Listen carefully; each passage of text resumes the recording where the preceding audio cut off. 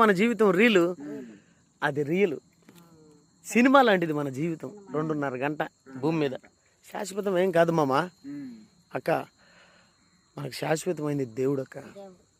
ఆ దేవుడితో ఎప్పుడు ఉండాలి కనుక ఆ దేవుడితో బ్రతకడానికి మనం కూడా దేవునిలో ఉండడానికి నేర్చుకోవాలా.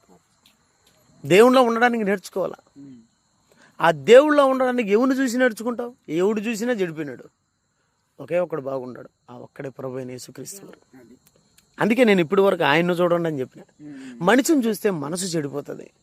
ఆ మహానుభావుని చూసినావు అనుకో, దేవుని చూసినావు అనుకో, యేసుప్రభుని చూసినావు అనుకో, ధైర్యంగా చక్కగా బ్రతుకు.